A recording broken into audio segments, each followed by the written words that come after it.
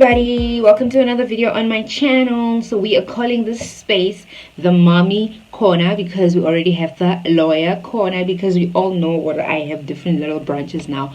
So welcome to another video on my channel. Welcome to mommy corner. If you are new to this channel and you are passing by, do click the red button that says subscribe. I really appreciate it. And if you are a returning subscriber, thank you so much. I appreciate the love. Road to 3K, let's go.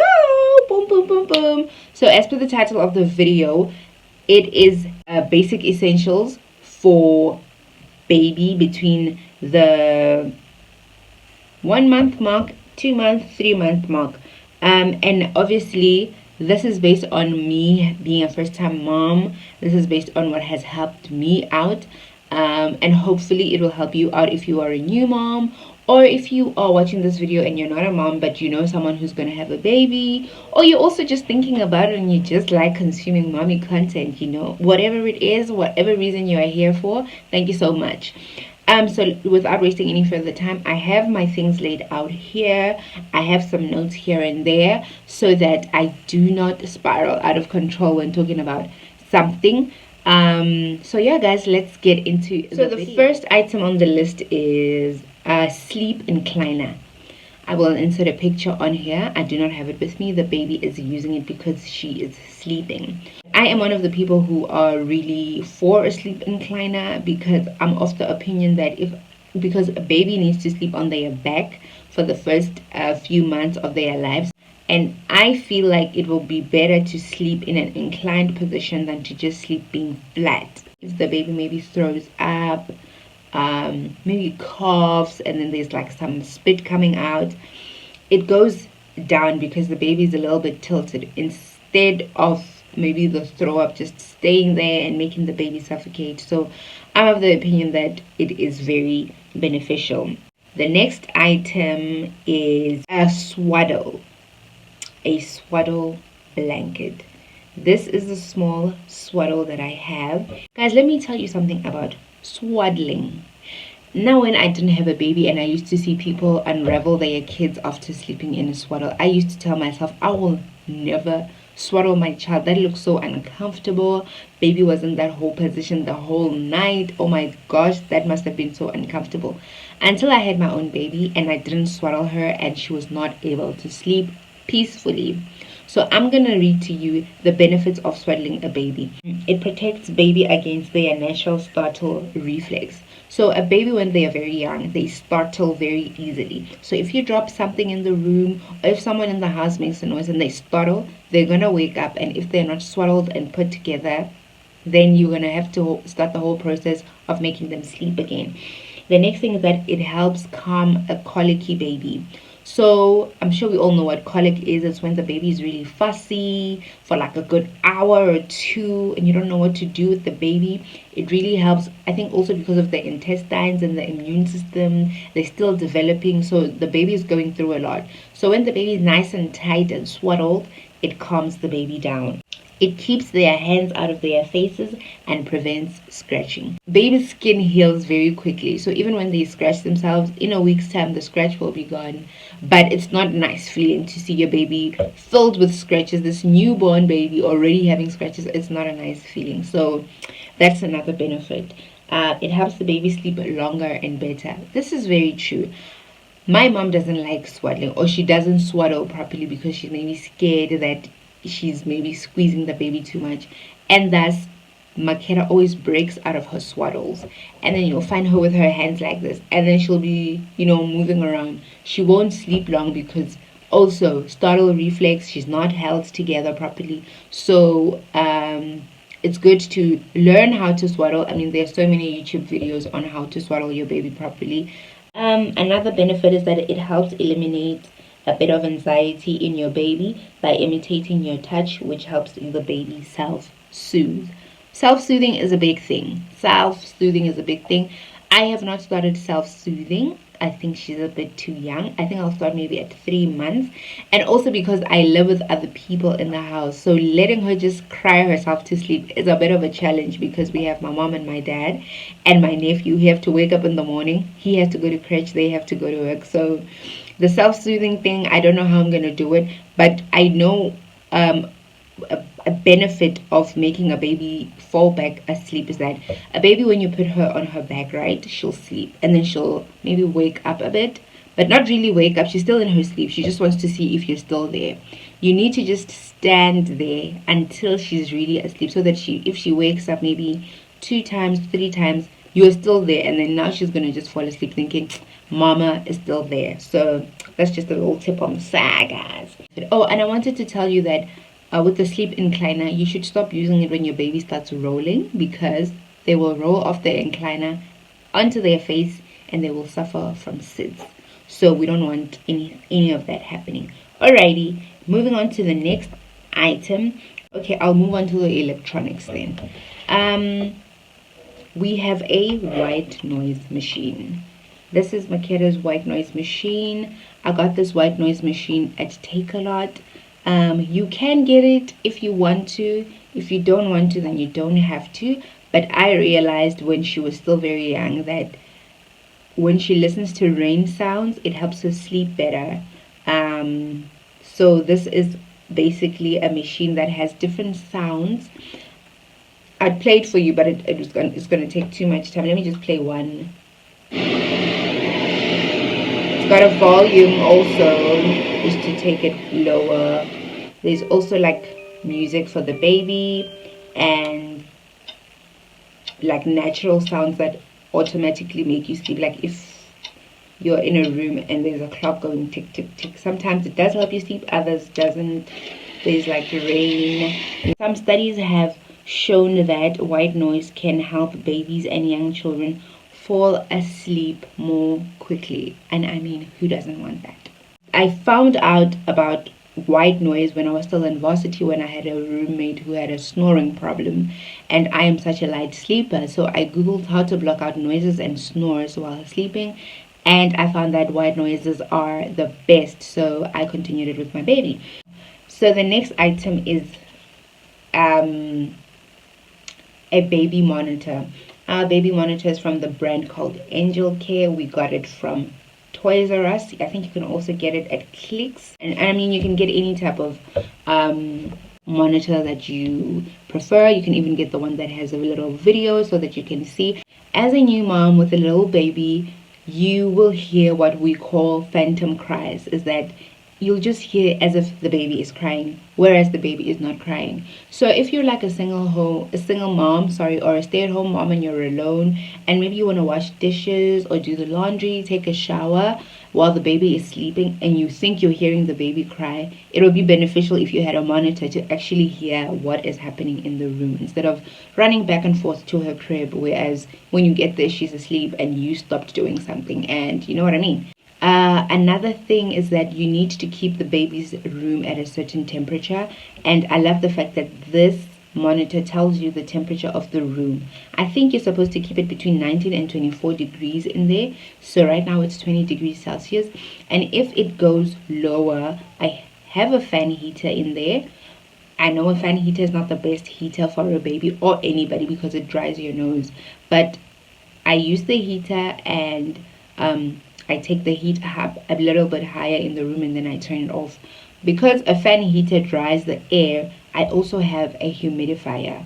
This humidifier, I bought it before I even knew I was pregnant. I bought it just for aesthetics because it's so cute. But what it helps with is that it makes the room moist, the air in the room a bit moist, especially after having used a fan heater, which has dried up the air. So I put it close to the baby because this humidifier is really small, so that it helps her. Sometimes I'll put in some lavender or some eucalyptus just so that the air smells nice. And I think it's also very beneficial for the baby to like inhale things like eucalyptus. It's good because I know even in the bath water you can put it in. It's very good for the baby. Let's go on to breastfeeding. Breastfeeding, if you are a breastfeeding mom, congratulations, and I hope you are doing okay, because breastfeeding can take a lot out of anybody. I have this this is a silicone breast pump. I got this as a gift from my friend at my baby shower. The nice thing about this breast pump is that it is hands-free. You can just latch it on here and on here. There's two of them. Latch it on here and here, and then you can your hands will be free and you can do anything.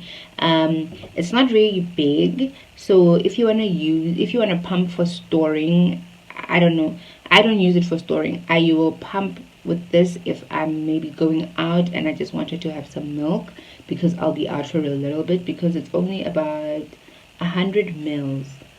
So I also have an electric pump that I also got at my baby shower from Tommy Tippy. I love it. Sorry, I love it, especially for storing, because now I've started storing milk and I've started going out with her.